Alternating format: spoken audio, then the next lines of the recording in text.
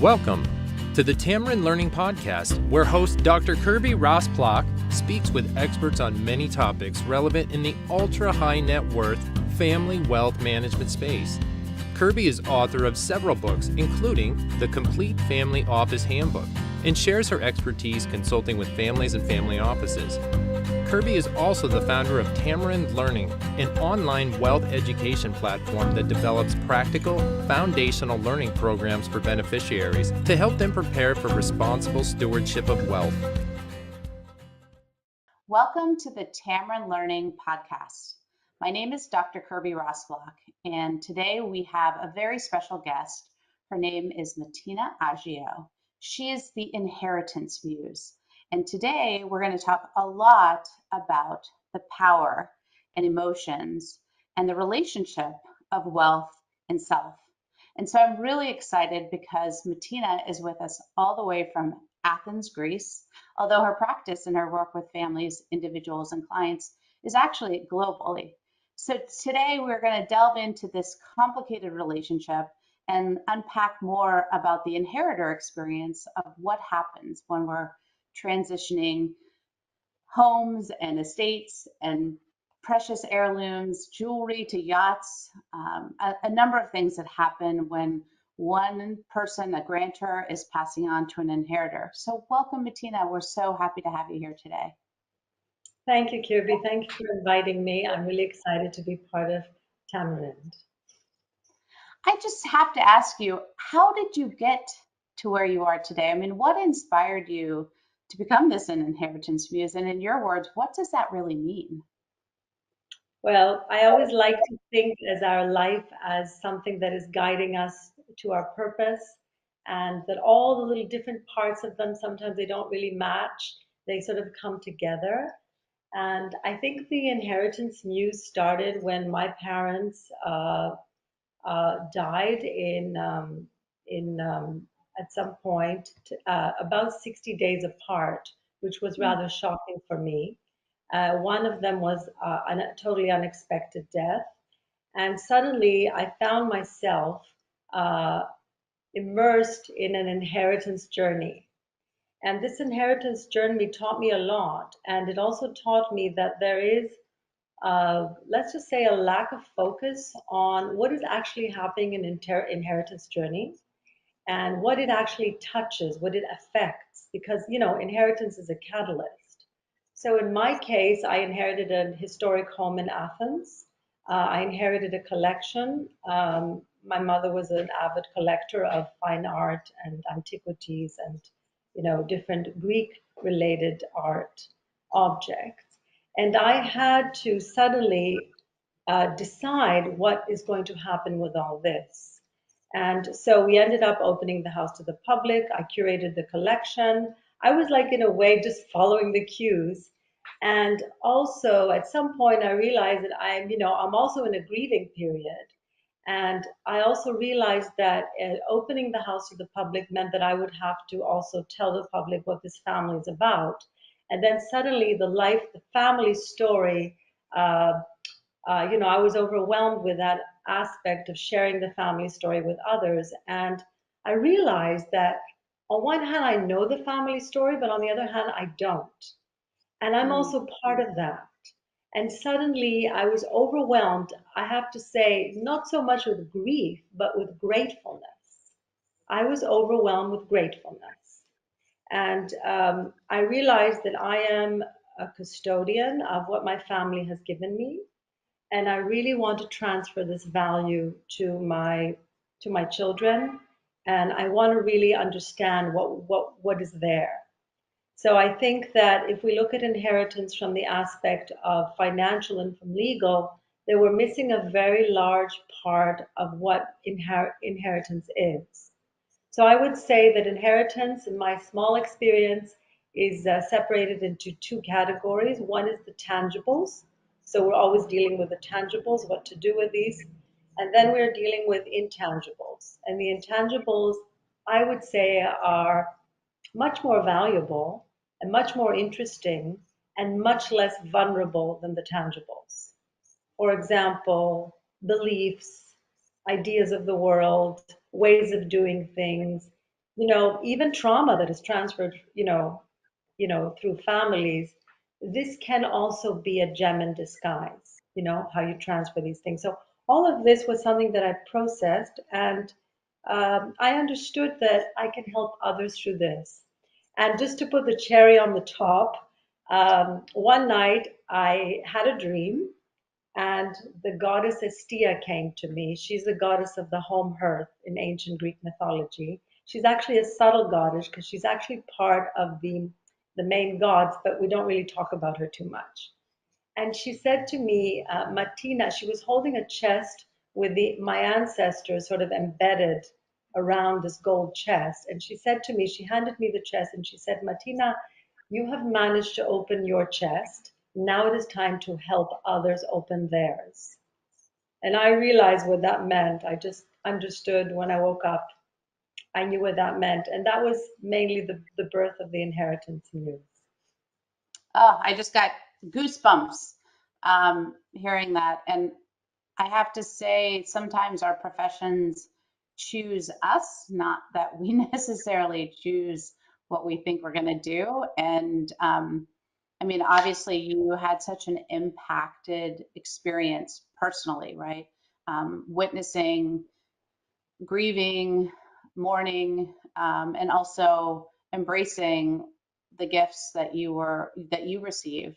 And just, I'm sure with the collectibles and the array of paintings and objects and um, pottery and everything, that you must have also really felt like there was so many stories connected to each of those things that perhaps you didn't even know, right? That you were sort of filling in a picture, that were stories of your parents' lives, and we found this when we met with so and so in this part of the world, or so. I mean, that is a huge component that oftentimes gets missed, I think, in the transfer, right? We think about the court log of here's the inventory of assets, right?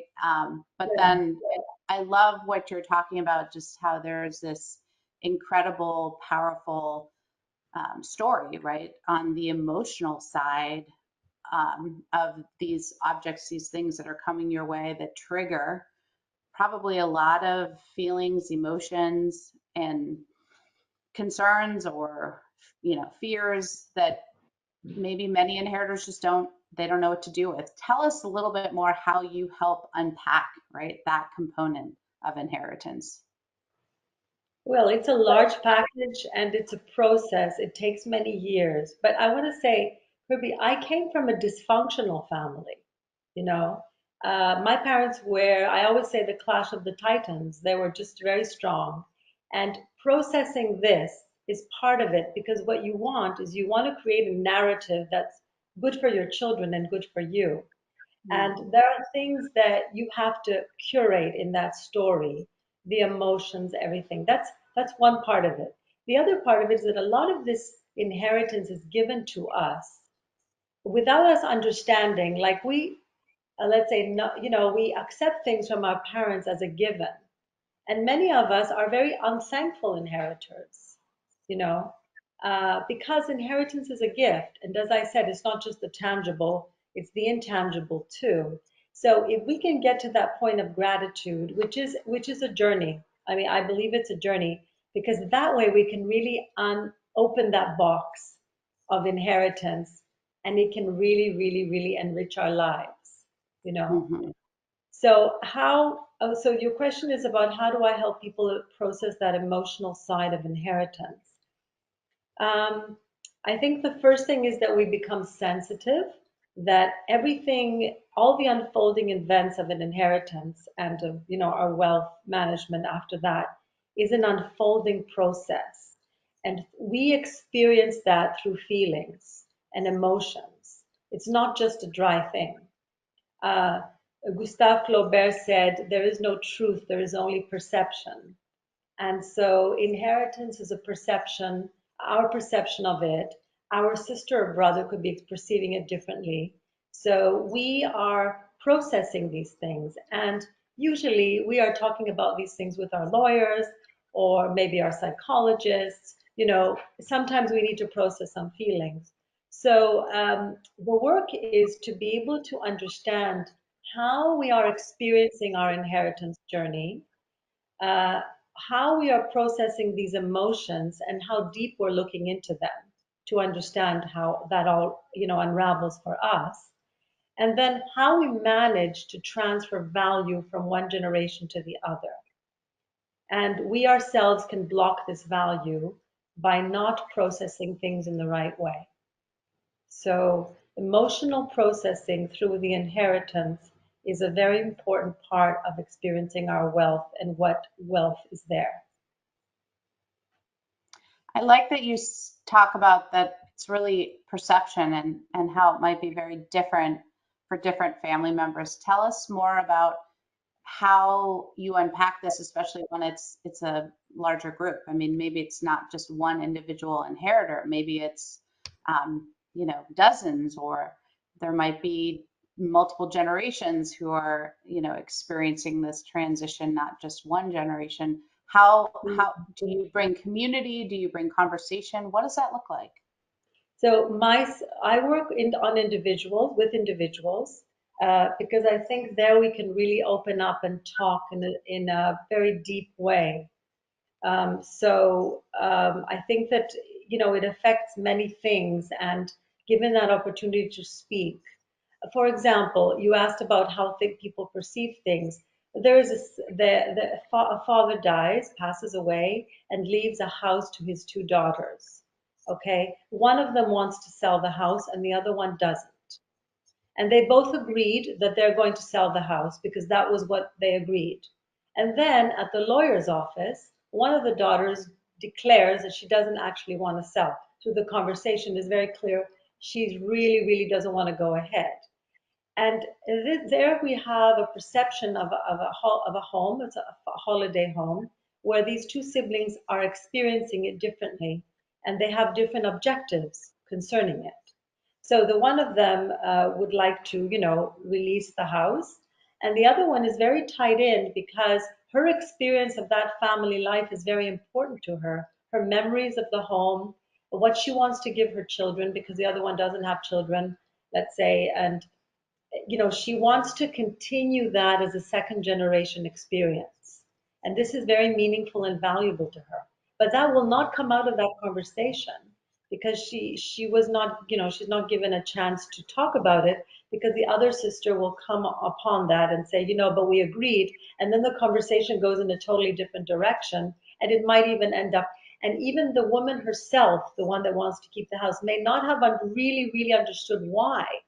Because once we understand why, we can either help her through it in order to deal with the sale, or we can help the other one through it in order to be patient so that the house is not sold immediately. So there are many ways this story can go. But the objective is that these two sisters don't end up fighting, but they end up supporting each other in this process, that they grow through it.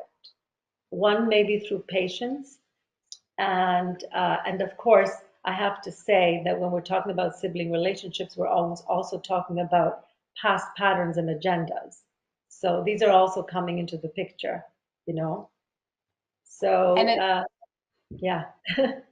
it sounds like sometimes in your experience, these transitions, certainly that's been my experience. It's many times these transitions of wealth or objects or whatever it is that's passing from one to the next can be a triggering point, right? It can surface emotions that you didn't know were sort of latent below the surface of your life. And all of a sudden, sometimes we clench our fists and want to hold tight to keep the status quo. Um, Others can't wait to break free, right? This is a chance to find independence, find release. And for others, it's, can send them into very dark places. I mean, I've seen families and individuals feel, burdened by there's not the sense of joy. It's sort of like this is all that's left are these last artifacts, right, of that person, of that relationship. So I'm sure a lot of your work also is helping co-create and helping figure out, okay, what's the future? You know, as the Inheritance Muse, how are you inspiring them to sort of grieve or go through this loss process, or, experience the joy of designing what's next? Well, it's about, I call it the taking one from the chagrins of inheritance to the joys and abundance of inheritance.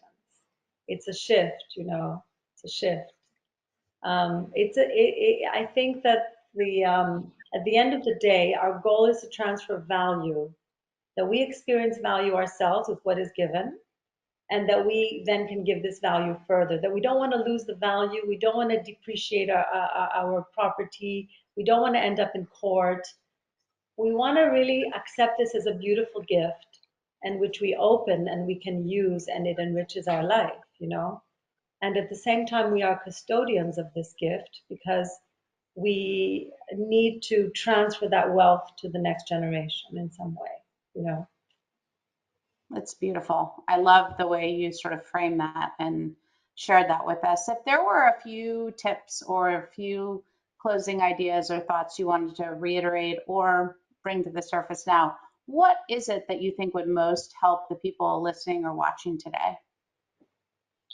Oh, well, I want to just define that I have two sorts of clients and they have different needs. So Okay. I'll just start with the baby boomers, let's say, who are, let's say, in their 60s and so on, because they have different needs when they come to me. They're rounding up their life. They are concerned about their legacy. They want to know what effect their life has on the life of others. um, they're in a way they're in a life closure, right? And there are a lot of emotions there, and sometimes there might even be guilt, worry. There are a lot of emotions that they're thinking of experiencing, a vision for life, and there are also existential issues that come up. And so when they are separating their property, these things sort of seep in.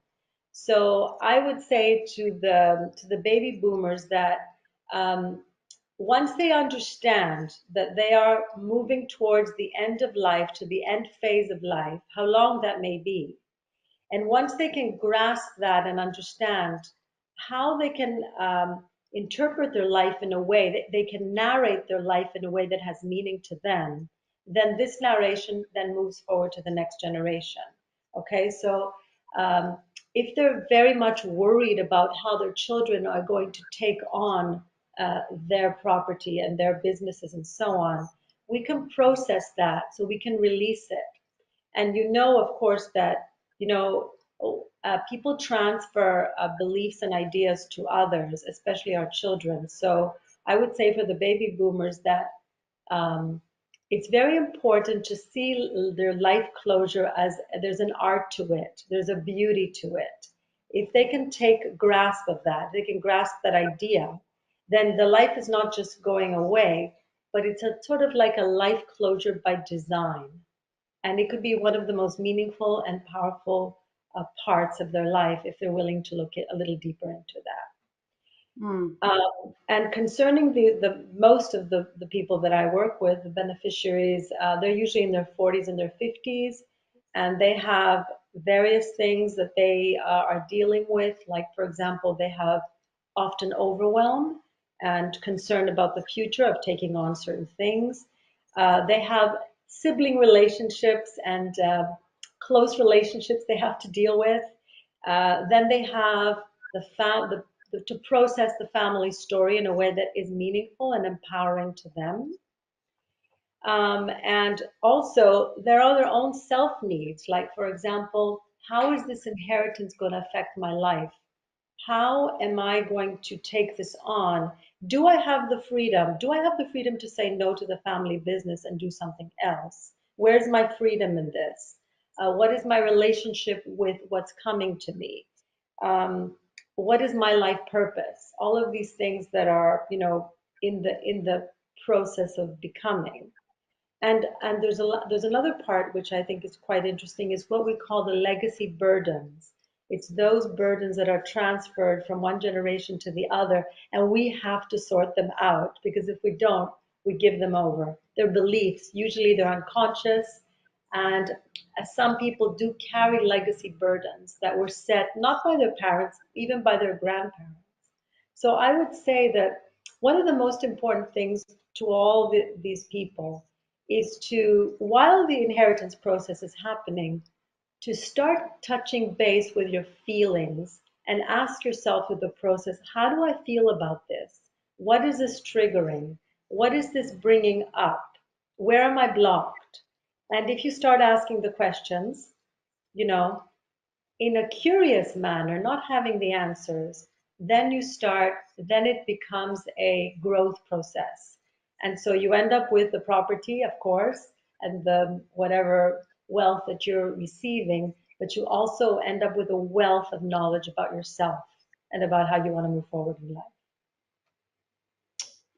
That's so powerful. And I'm so appreciative that you brought us back to how different the tips look for if you're that bequester or the grantor, settler, whatever you want to call them, passing on, Yeah. and how that process can start, that narrative process can start well before, right?